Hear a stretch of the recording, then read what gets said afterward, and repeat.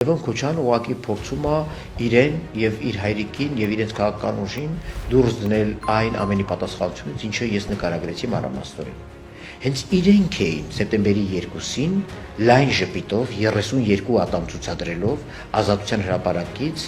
ուղղակի հիացական ճիչեր արձակում Արցախում իշխանապողության կապակցությամբ։ Հենց իրենք էին, որ հայտարարեցին, որ Արցախի նոր իշխանությունները չեն ճանաչում Հայաստանի իշխանությունների որդեգրած քաղաքականությունը եւ հակադրվելու են դրան։ Եվ այդ հակադրությունը բերեց դրան, որ Արևմուտքը կորցրեց իսպառ հետաքրքրությունը Արցախի նկատմամբ, որովհետեւ եթե դու այլևս process-ում սուբյեկտ չունես, եւ այդ սուբյեկտը հայտարարում է, որ քո դեմ է, ներեցեք Արևմուտքի որևէ երկիր պատասխանատվություն չունի կամ պարտականություն չունի պահելու ձեզ։ Դուք եք հայտարարել, դուք եք անմիջապես հայտարարել, որ գլոբալ խաղում ձեր դաշնակիցը Ռուսաստանն է։ Լևոն Քոչարյան, դուք եք հայտարարել։